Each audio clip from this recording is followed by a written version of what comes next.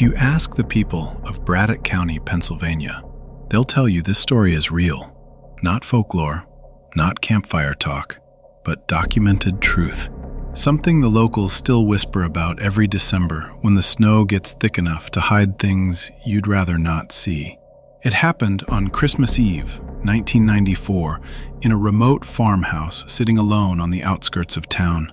The house had belonged to the Hollinger family, but that winter only one family member still lived there, Eleanor Hollinger, age 76, a quiet woman known for keeping to herself.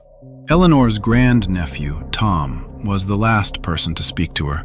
He said she called him that night just after 10:30 p.m., like she was afraid someone might hear. "Tommy, he's back. He's in the snow again." When Tom asked who, she only said, "You'll see him too, if you look long enough." The line cut out. No one heard from her again. The police report what they don't talk about publicly. When officers arrived the next morning, the house was locked from the inside. The fire was still burning. The Christmas tree was lit, but Eleanor was gone. There were only two clues: a trail of footprints leading from her front porch into the woods, but each print was impossibly far apart, as if whatever made them had legs longer than a man's height. On the frost of the inside of her living room window, written with a shaking finger, the words, "He waits in the quiet of snow." Officers refused to stay in the house longer than a few minutes. One of them later told his brother, and it was his brother who told the town, that the house felt occupied, not empty, but watched. Tom's version, he has never changed it. Tom arrived before the police. He swears the door was unlocked. He swears the house was still warm, and he swears he heard something, a slow dragging sound, moving across the second floor. He didn't go up to check. He also claims that when he walked past the Christmas tree, every light on it went out at the same time, even though they weren't plugged into a timer. But there is one thing he says he'll never forget. As he turned to leave, he glanced at the big window facing the yard, and in the snow outside, standing as still as a statue, was a figure, thin, extremely tall, hunched forward as if its bones were too long for its skin. It had no face, just a smooth, pale head dripping with melting frost. And though the figure never moved, Tom says he knew, absolutely knew, that it had been the one who wrote on the window. He ran. He never went back. Why the story still scares the town. Every Christmas Eve since then, someone in Braddock County claims to see a tall, pale figure standing motionless among the trees, watching the houses decorated with lights. Always silent, always just a little too close.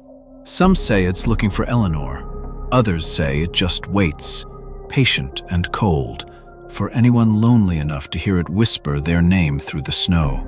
And this, everything above, is what the locals insist is the true beginning of the Hollinger Christmas haunting. For years after Eleanor vanished, the town tried to move on, but Christmas Eve always brought new sightings, small at first, then undeniable. By 2001, the Braddock County Sheriff's Department had 6 separate reports of tall figure standing in tree lines, long dragging marks in fresh snow, windows fogging from the outside in as if something cold was leaning close.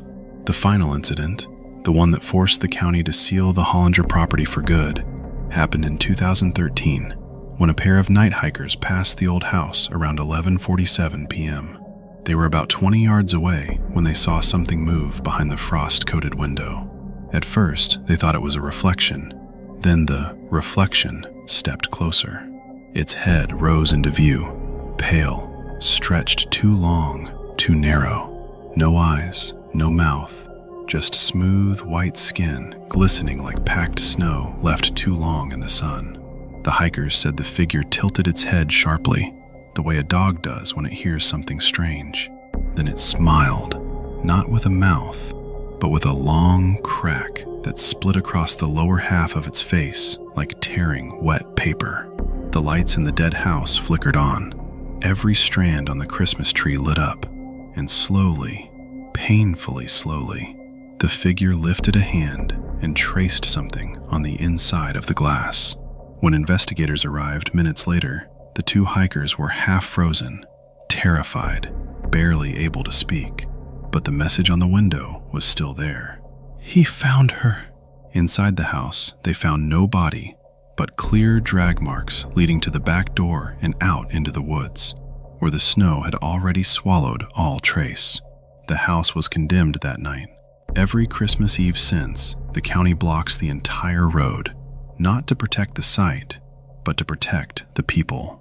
Because locals say if you go near the Hollinger house on Christmas Eve and look toward the trees, you'll always see a tall, thin figure standing perfectly still. And if you watch too long, it watches back.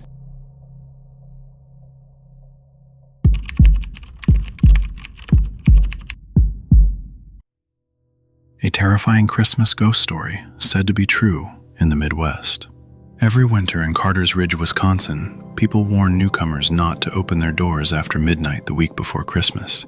Not for carolers, not for delivery drivers, not for anyone, because that is when the midnight mail carrier returns. The first incident, 1978. It started during the blizzard of '78, when a rural postal worker named Henry Latch took his mail truck out even though the Weather Service had ordered all drivers off the road. Henry was stubborn, proud to be the man who delivers Christmas. When his truck was found 3 days later, the engine was running, the lights were on, and every single parcel in the back had been opened, ripped apart like someone had clawed through them from the inside.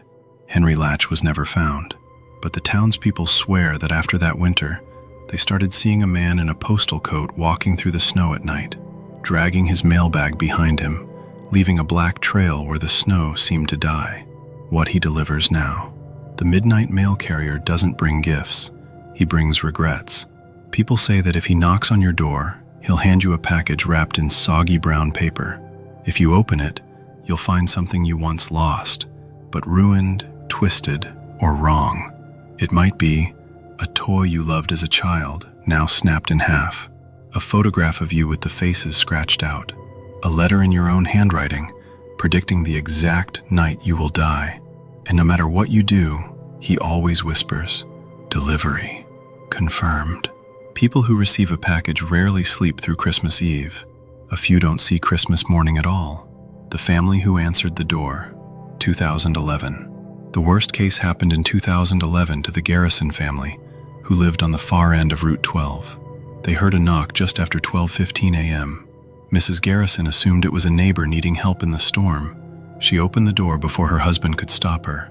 Standing there was a man in a postal uniform from the 1970s, soaked through, snow matted into his hair. His skin was colorless. His eyes didn't blink. He didn't speak, just held out a dripping package. Mrs. Garrison reached for it, and the man leaned in close. Her husband swears he heard something inside the package, scratching. They left the box on the porch. It was still scratching at sunrise, but when they finally opened the door, it was gone.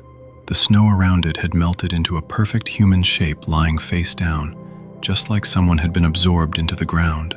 The Garrisons moved in the spring. Last year's footage. Just last year, a teen live-streamed himself walking around Carter's Ridge on December 22nd. At exactly 12:03 a.m., he turned his camera toward a quiet street, and there, far down the road, was a figure in an old postal coat, dragging a bag behind him, leaving a long trail of blackened snow. The teen said the figure stopped walking, turned its head, and raised a hand like it was about to wave. The stream cut out there. He never posted again. Every December, the sheriff's office repeats the same announcement. Do not answer late-night knocks the week before Christmas, no matter who says they're delivering, because once you take a package from the midnight mail carrier, he always comes back. And the second time, you're the delivery.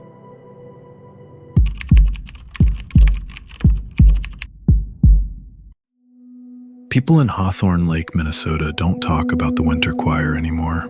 Not in public. Not even on Christmas Eve, when the wind carries faint voices across the frozen water.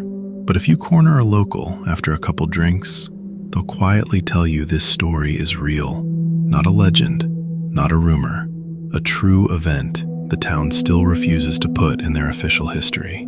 Everything started on December 23, 1998, when the Truman sisters, Leah, 15, and Nora, 12, disappeared while walking home from their aunt's house around 5:40 p.m.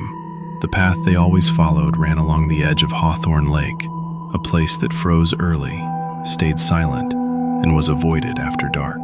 But that night, people heard something coming from the lake, a sound no one had heard before, singing, soft, high-pitched, voices blending like a children's choir, but warped, like the melody was pulled too tight. The sisters were never seen alive again, the evidence the sheriff tried to bury. The official search team found almost nothing. No struggle, no footprints, nothing except the cold wind sliding across the ice. But multiple officers later admitted under oath, after they quit, that they did find one thing: a series of small handprints frozen into the ice near the shore, not pressed into snow, pressed into the ice itself, as if something warm had crawled out of the lake and waited. The sheriff at the time demanded the findings be erased from the file to prevent panic. He personally scratched the note off the report, but the officers said they could still hear it that night, that singing, like children humming through clenched teeth. The janitor's statement: he only told it once. The only person who witnessed something directly was Owen Hart, the custodian at Hawthorne Middle School, a quiet man, kept to himself. On Christmas Eve, he locked up late. As he walked past the music wing, he swore he heard someone practicing, a girl's voice, clear, almost too clear. He followed the sound to the choir room. The lights were off, but the door stood open. Inside, the room was cold, colder than outside, and the curtains trembled even though no windows were open. He stepped in. The singing stopped, and from the dark corner of the room he saw two shapes, small, child-sized, crouching low, like they were hiding. He thought they were students, until he noticed they were dripping. Water pooled beneath their feet. When the emergency lights flickered on for a moment, he caught a glimpse of their faces, white, bloated, eyes swollen shut but still somehow looking at him. Owen ran. He never worked another day at the school. Why the town still fears Christmas Eve. Every year after the girls vanished, new residents reported the same thing. Children laughing near the lake when no one was there, wet footprints leading toward houses, choir music echoing from the woods after midnight, knocking at back doors, followed by soft humming when no one answered. Locals now say the winter choir grows every time the lake claims someone, that it calls out to lonely children, to anyone walking alone, to anyone who listens. And the last person who spoke on record about the case, Detective Mills, left the department after reviewing audio collected on a home security system in 2016. All the recording captured was whispering, dozens of voices, all children, all breathless. By the early 2000s, Hawthorne Lake had earned a reputation locals refused to discuss. Children weren't allowed near the water. No one walked alone after dark. Christmas Eve became a night people stayed inside with the blinds closed, but the voices kept spreading. In 2009, a family staying at the Hawthorne Lake Lodge for the holidays reported hearing tapping on their room window around 12:40 a.m. The parents blamed tree branches, until they realized their room was on the third floor. When they looked outside, they saw 5 pale faces pressed against the glass, floating in the air, eyes swollen shut, mouths stretched open in a silent note. The moment the father shouted, the faces dropped straight downward, disappearing into the darkness below. The snow beneath their window melted into small, child-sized impressions, like bodies landing silently. The family left before sunrise. The footage no one should have seen. The final event happened in 2017, when a drone hobbyist decided to fly his drone over the frozen lake on Christmas Eve. He went live on social media. For the first 8 minutes, nothing happened. Then the camera caught movement. Small figures beneath the ice, just a few inches under the surface. Dozens, all moving in the same direction, like a school of fish. The lake cracked. Not loudly, just a soft, splintering sound like thin glass under stress. And then the drone microphone picked up it again, singing, faint, distant, layered, hundreds of voices humming a broken melody. The feed ended abruptly when a pale hand slammed against the ice directly under the drone's shadow. Local authorities confiscated the footage. The drone's owner left the state. Why the town finally closed the lake. On December 24th, the following year, the town council officially restricted all Christmas week access to Hawthorne Lake. The public explanation was thin ice. The private truth was what Detective Mills recorded the night before he resigned. He had parked by the lake with an audio recorder running. At 12:11 a.m., the humming began. At 12:13 a.m., voices whispered things he wouldn't repeat. At 12:14 a.m., someone small and wet pressed a handprint onto his car window from the inside, even though he had locked every door. He quit at 12:17 a.m. Mills' final written statement, leaked online, contained one line: "They are still looking for their choir leader." Who that leader is, nobody knows. But people who hear the voices say they always sound like they're calling for someone specific, someone new. Now, every Christmas Eve, residents swear they hear singing drifting from the lake. Soft, cold, children's voices, swelling like a hymn, growing louder when anyone walks too close.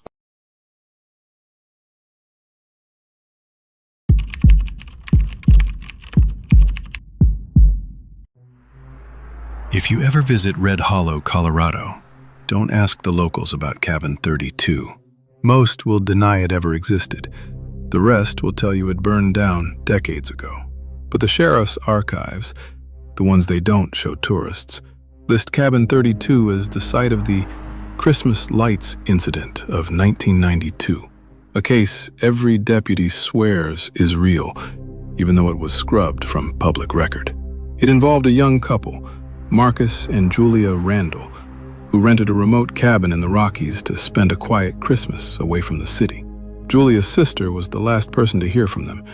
She received a call at 1:14 a.m. on Christmas Eve. Julia was terrified. "The lights. Marcus, they're moving. They're not supposed to move." Before her sister could respond, Julia added, almost breathlessly, "They're not hanging from the cabin. They're walking around it." The line went dead. What the search team found: the sheriff organized a rescue team early the next morning. When they reached Cabin 32, the scene they found was so unsettling that one deputy quit the next day. The cabin door was open. The fireplace was dying. The Christmas tree was still lit. But Marcus and Julia were gone. There were no signs of forced entry, no struggle, no blood. The only strange evidence were the holiday lights Julia mentioned. Long strings of bright red bulbs circling the cabin in a wide ring. But they weren't plugged into the generator. They weren't plugged into anything. And despite the snowstorm the night before, they weren't covered in frost. They were warm, almost hot to the touch. When one deputy lifted a strand, he realized the lights weren't the kind sold in stores. Each bulb was shaped slightly differently, organic, uneven, with a thin, vein-like line down the side. The team lead ordered everyone to drop the lights immediately. The missing footage. One deputy had worn a chest camera. The official report states the footage was corrupted, but he told his brother, who later told the town, that the final seconds were still clear. As the team left Cabin 32, the lights around the cabin began to brighten. One bulb blinked, then another. Then the entire ring of lights pulsed in a rhythm, slow, steady, like breathing. On the footage, the deputy whispered, "Those aren't lights, those are eyes." The video cut out. The survivor's account, he never recanted.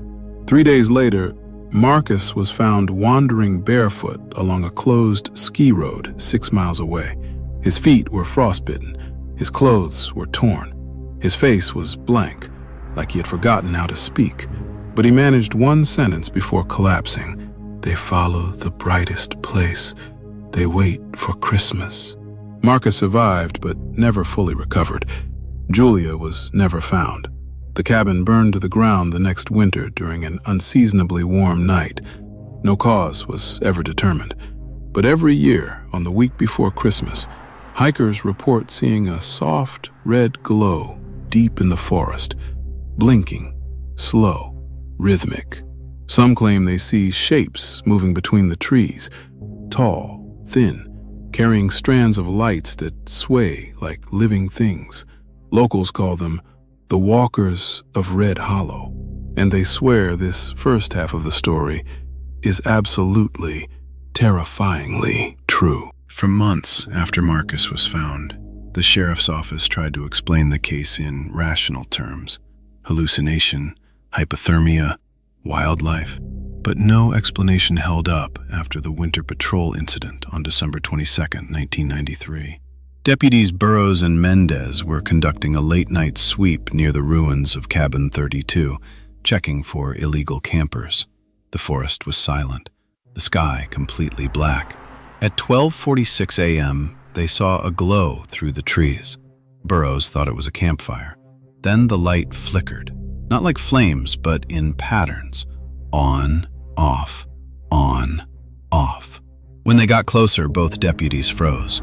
There, circling the ashes of the old cabin foundation, were 6 tall figures, each one wrapped in long strands of red bulbs that pulsed like heartbeats. The bulbs weren't clipped or stapled. They were growing out of the skin, feeding on it. The figures walked slowly, dragging their elongated limbs through the snow. Every step left a melted footprint, as though something burning hot was hidden beneath the surface of each one. Deputy Mendez whispered into his radio, "We found the lights, the walking lights." The nearest figure suddenly stopped. The entire ring of bulbs along its torso brightened all at once, like it had heard him. The rest turned toward the deputies in perfect unison. Burroughs later said the sound that followed was the loudest silence he had ever heard, a pressure in the air, like dozens of unspoken voices humming without breath. The deputies ran. Their cruiser's camera caught only 6 seconds of footage before failing. 6 seconds of tall silhouettes stepping forward in sync, red lights pulsing as though pumped by a living heartbeat.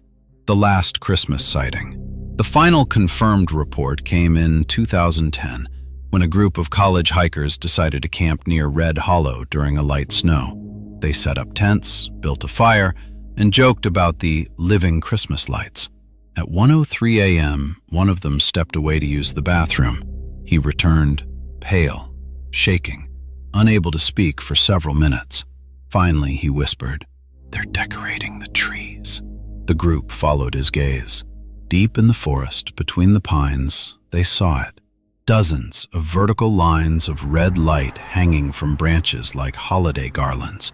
But the lines moved, swayed, shifted, stretched. Then, one of the garlands stepped forward. A towering figure, lights wrapped through its ribs, its eyes 2 bright red bulbs staring unblinking at the campers.